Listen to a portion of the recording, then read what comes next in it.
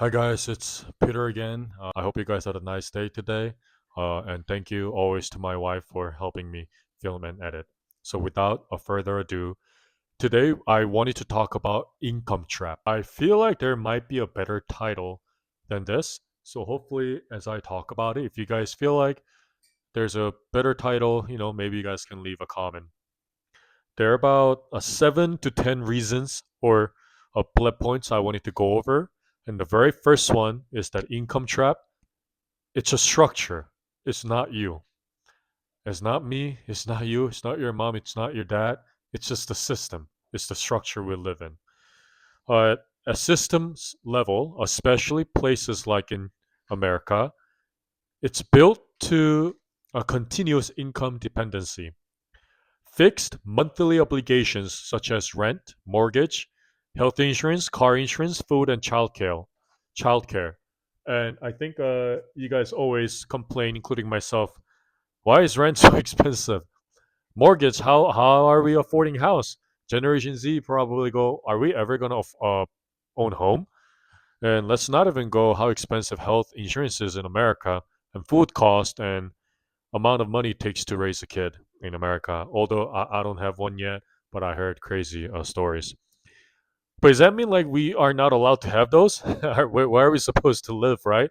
We need a roof, we need a shelter, we need food to eat, and we need a healthcare insurance, right? So, like many people I think say, oh, live below your mean, but that is kind of below your mean.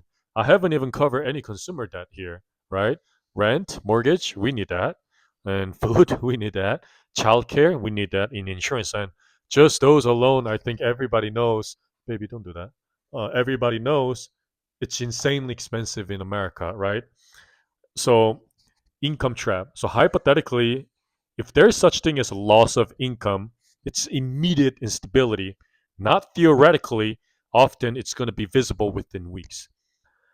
You got rent or mortgage or both in some of your cases, and you got car payments. And unfortunately, I have car payments too. But hopefully, we're not going to have car payments. Health insurance, a car insurance, etc., etc. Those are essentials that we need in first world country that we live in, right?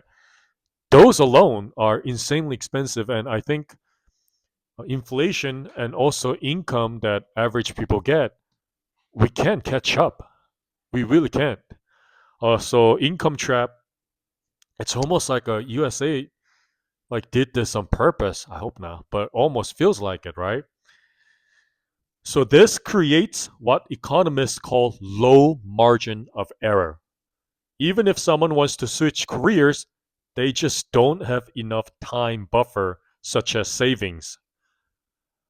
Literally 60% of Americans do not have $1,000 saved in case emergency would happen. That's how scary it is. That's what we call low margin of error. They don't have enough income overlap. New path does not pay immediately. You gotta start minimum wage. Literally, college degree will not save you. It's almost implausible if you pay your bills. Just quick example of what we mean by we don't have enough income overlap. Essentially, let's say I work in a restaurant, right? That is true. Hypothetically, this is just hypothetical. Let's say I make 200, let's just say $200,000, right? But I really want to switch my career. Let's just say I just hate my job. I just hate restaurant industry, but I want to do car sales. I want to be in sales, but I want to do car sales. And I have absolutely no experience, but I have a tremendous experience with a restaurant. For me to go from here to here, do you think I'll make 200,000 and 200,000 here? Most likely no. As much as I hope so, most likely no. That means I probably have to start, excuse me, like $50,000. We're going from 200 to 50. No matter how much I live my life below my means, you would know if you've been making really good money as suddenly it drops, it's not only the number. It's not only you used to buy organic food, now you have to just buy inorganic food. You used to eat out individual restaurant. Now you have to eat in all you can eat restaurant. It's just not that. Mentally, it will mess you up. Confidence level, confusion of your identity. You've been for years making 200, $300,000. Now suddenly you're making $50,000. You question your identity. What happened? Depression sounds vague, but it's just gonna be chronic depression. So income overlap is real. Many providers, one of the reason why they cannot simply jump from one job to another simply because I am miserable here and I'll be passionate there is because of income overlap. So it's not the fear of risk, it's mathematically infeasibility. Math-wise, it makes no sense. And second bullet point I wanted to go over is a risk perception is biologically asymmetric. Humans are not wired to evaluate risk objectively, humans as in Homo sapiens. The brain heavily prioritizes avoid loss over potential gain. This is called loss aversion. This is real. You guys know this. I'll tell you what this means. Really quick. Dopamine level for gaining something versus depression. Maybe there's a better word than depression, but we'll go with depression. Depression level for loss. The latter always outweigh the former. Have you felt when you win a game? Have you felt when you lose a game? You win a game, you celebrate. Goes on for days and weeks, you're just so happy and confident. Most of the time, it fades after. You lose a game, you're gonna probably take a whole year to train to win, right? That's because human, in our nature, brain heavily prioritize avoid loss. When we lose something, it means more, we feel it more, it affects more than when we win.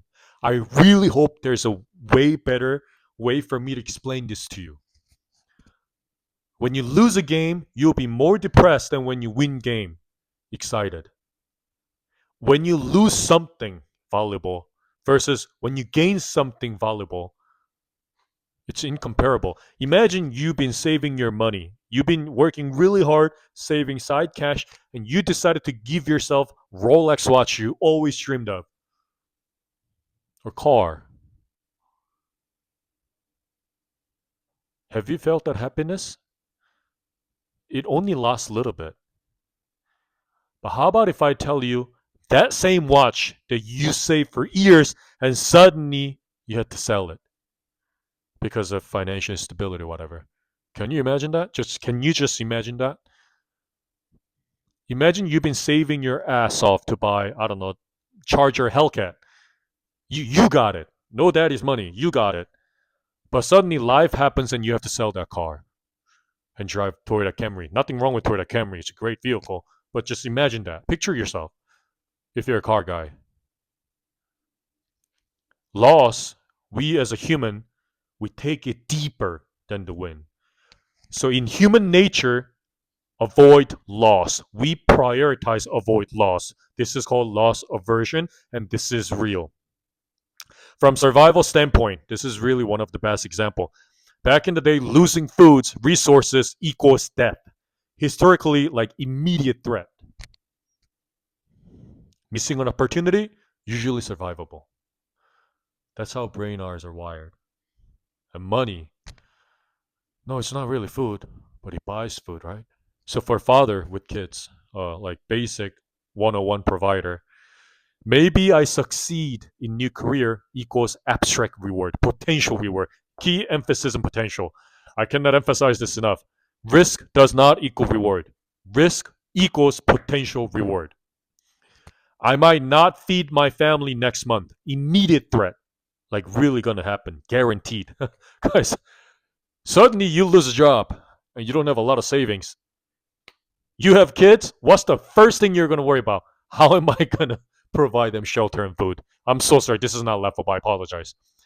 If you're a father and husband and you have kids and wife, God forbid you lose a job, lay off or whatever, what is the very first thing you're going to think about?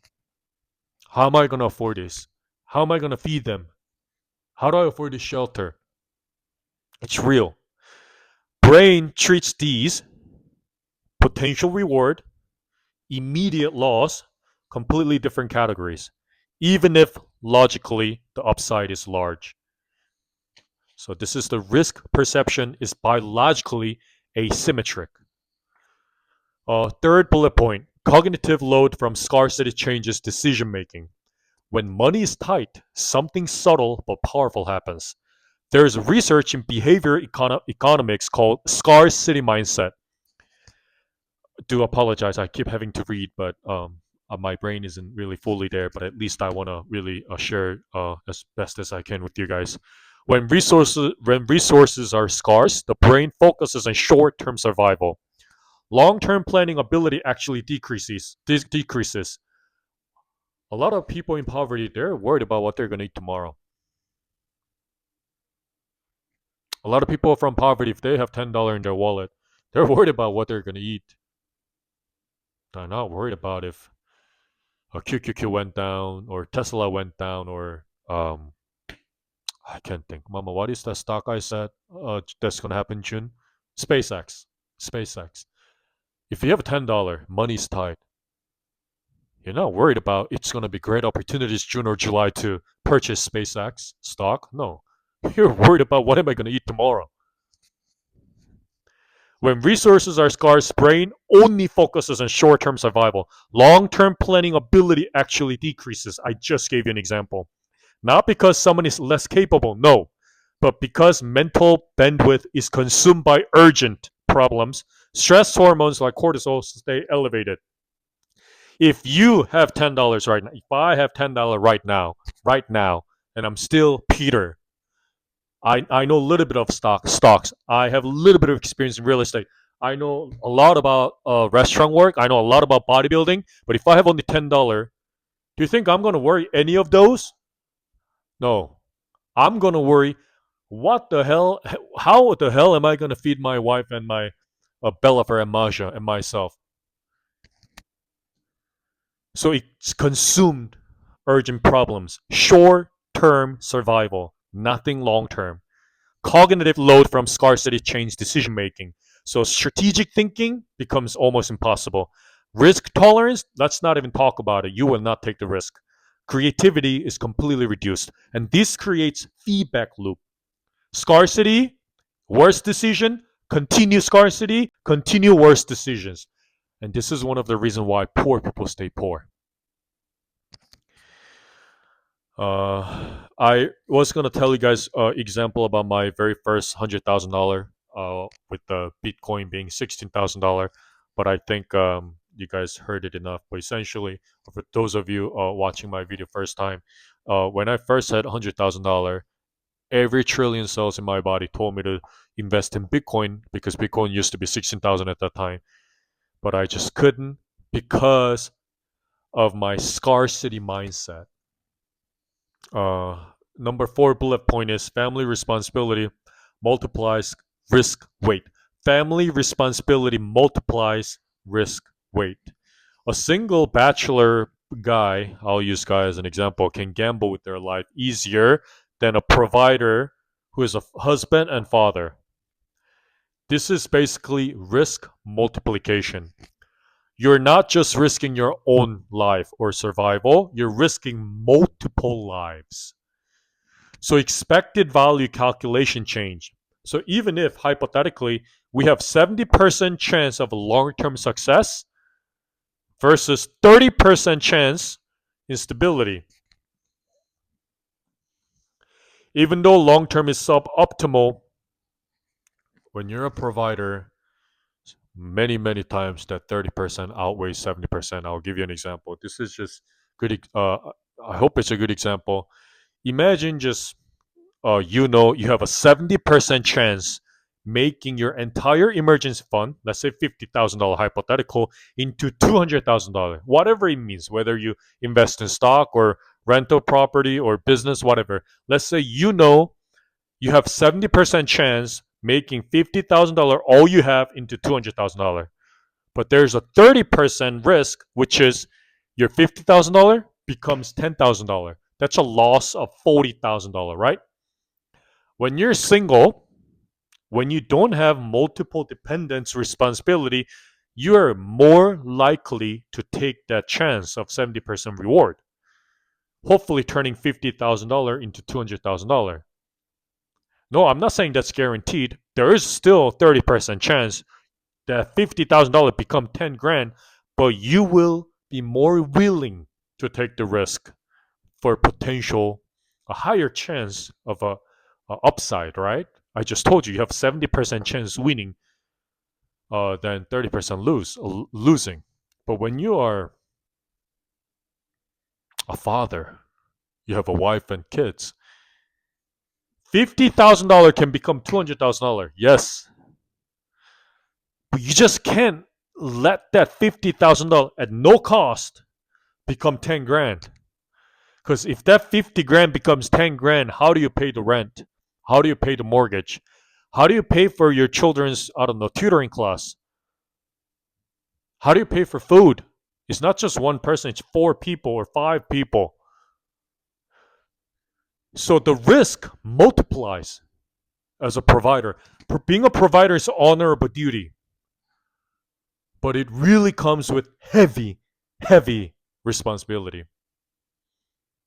So it's something I should have said long ago. I salute to you, all the providers out there, men or women. What you guys do, I know. It's a constant mental battle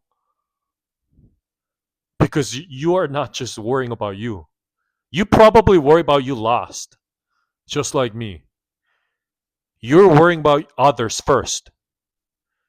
Instead of one mouth to feed, you got four or five. You have multiple people you have to protect. And I know the stress sometimes is just unspeakable. It's too much to bear. So, all the providers out there, man or woman, I salute to you. You guys are really amazing. I know how it feels. So, yes, a risk multiplies when it's just not you, you have people relying on you. So, it's hard to take the chance, even if chance is optimal. Bullet point number 5 is labor market friction is real. Switching jobs isn't just decide and go. These are real frictions. Skills are often non transferable across industries. Just because I am so good at doing restaurant related work does not equate I will do so good at car sales. I know nothing about car sales. How could I? So if I was hypothetically making like 250 or 300,000 and then go to car, I would be so dumb to think I'll make the same. I'll be thankful if I make 50. But you see, labor market friction is real. It's not just that simple. Oh, I am so sick of this, so I'm going to go switch and go to something I love. Skills are often non-transferable across industry. We always going to end up with entry level in new field, which means huge pay cut. Not to mention these days 2026 and plus, hiring process will slow and uncertain. And many of us our jobs are tied, and I feel like sometimes we simply can't leave because insurance or benefits are really good with that job. Those are real. Those are nothing to be ignored about. So even if someone is motivated to switch career, the transition period can be months or even years of reduced or zero income. Again, not a fear, structural friction. Bullet point number 6, time compression. There is no runway. What do I mean by that?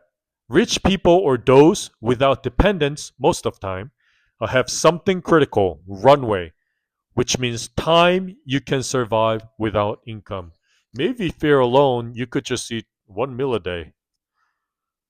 Are you going to tell your wife and husband, sorry guys, we're going to eat 1 meal a day? No, right? That's not, don't do that. That's not acceptable. So without a runway, every decision is forced into short-term optimization instead of long-term. That will kill your entrepreneurship, career pivots, skill building, periods.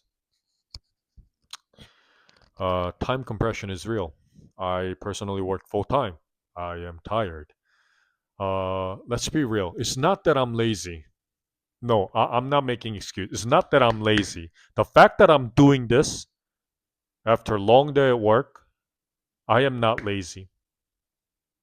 But my time is very compressed. Initially, I wanted to study CBEST and CSET. It's like a thing you have to do to be a teacher. But I realized for many reasons, it's hard for me to really concentrate deeply because I'm tired. Also, initially, I thought about maybe on my one day off, get a second job, like specifically begging for a job at car dealership. And even if they don't pay me, I wanted to gain experience. And me and my wife really talked about it, and we really decided that might be really bad for my health because I'm already very like reach my limit, like really limit, like my physical body limit because I worked a lot. So we decided to do this right now, YouTube.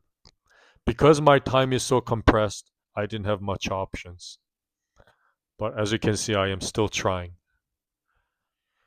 So, time compression kills entrepreneurship, career pivot, skill building periods. Skill building periods.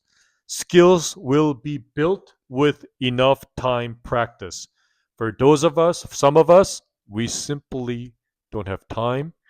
Yes, that's the worst thing human can say. I don't have time.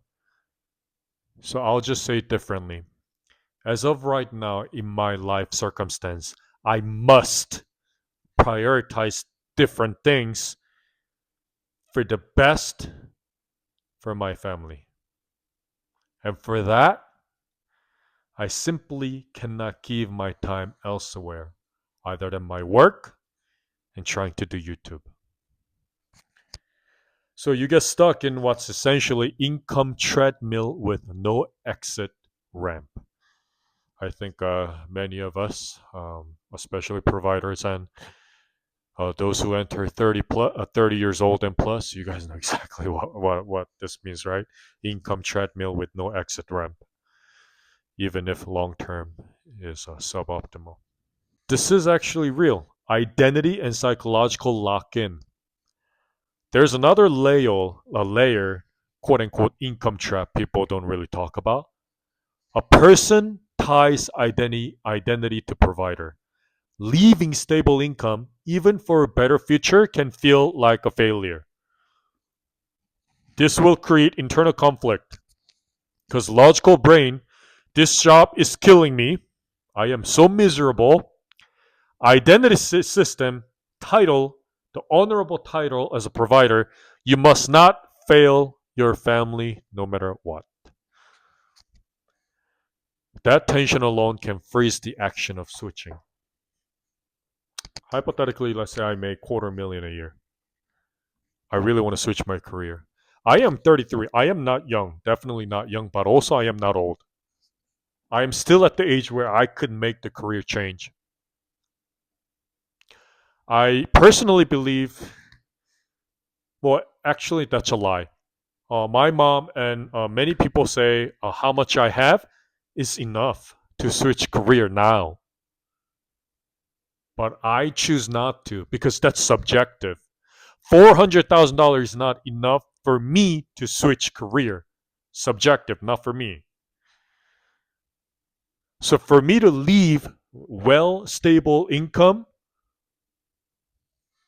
to do something what I want in provider's perspective is unstable and selfish. Because if I do, the peace of mind and comfort that my wife has will be gone. That's very important to me.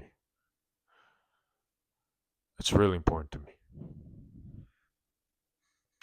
So even though many people say switch career now when you're young, because tomorrow you'll be older, but there are also some people who encourage me to stay, for me to stay just a little longer and have more savings, more emergency fund. Switch is more smooth transition.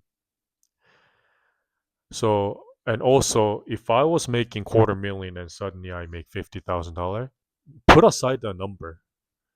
Number alone, the life we know it will be completely changed. Completely changed. But not just that, the fact that I'm gonna feel like this is supposed to feel like one step back and two step forward, but I don't think I'll feel that. Not for a long time. Unless I reach that quarter million mark again, I'm gonna feel like, did I make a mistake right now? Have I failed as a husband? I will be so ashamed. I think many providers know what I'm talking about. If I was making only $70,000 and then switch to make $50,000, yeah, I've done it years ago. But if you're making decent income, to be in the income bracket of upper middle class, to suddenly change, even if you're miserable at your work, to downgrade to $50,000 for something you want to do, I haven't figured that out yet. Obviously not. But at the same time, I understand why my mom and some people tell me to change now. Because it's going to be work that you are going to do 60 more years. Leave a comment, guys. What do you guys think? Bullet point number 8, why it feels like epidemic. Because multiple forces stack together. So essentially, we're going over all the 7 things we talked about. Economic structure, it's the system, it's not you. No safety net, high fixed living cost, especially places like USA, California, and New York. Biological wiring, how we are engineered throughout our history as a human. A loss aversion is real. Cognitive effects, scarcity mindset, we talked about it. And social roles as a provider responsibility and market friction, slow transition. Like individually alone is manageable, but we all know it's all combined, which is the systematic lock-in. A brutal truth. So to summarize, brutal truth is a lot of people aren't choosing their situation in meaningful sense. They're operating inside a constrained optimization problem. Maximize stability under severe downside risk. And the optimal move in that system is often stay in the job you hate, avoid volatility, preserve your income at all cost. So tomorrow we're going to actually talk about what could break this cycle of quote unquote the income trap. Realistically, tomorrow we're going to talk about not like many YouTube gurus say, oh, how to be a millionaire next year, how to make your first 100,000 in whatever weeks, how to get $1,000 now. No, no, no, no, no. I'm not gonna be those guys. Yes, I am starting YouTube to hopefully monetize it, but I will never sell like that. I'm gonna be honest with you, but that's fucking wrong. Excuse my language. I came to this far, really, really. It was hard. And if I have to get from 400,000 to million, if it's going to be hard, that's okay. But I will not lie to you the process. We're learning together the reality of becoming millionaire. So tomorrow we're going to talk about real. How can we realistically break this income trap? And I already know, I'm going to tell you, it ain't going to be easy. Realistically, it might sound very implausible because I'm not telling you how you can make $1,000 tomorrow. I'm going to be real with you. Just like getting up to this point was so real, and me getting up to $1 million will be really real. But I told you guys in the very first video, I am just like you. As much as we pray for some miracle to happen in overnight, we all know that ain't going to be it. So it's okay though. You and I, we're the turtle in the race, not the rabbit. But you know who wins, right? Okay, then that's enough. So tomorrow we'll talk about how we're gonna avoid the income trap. Thank you for watching, guys, and I'll see you guys tomorrow. Have a nice day.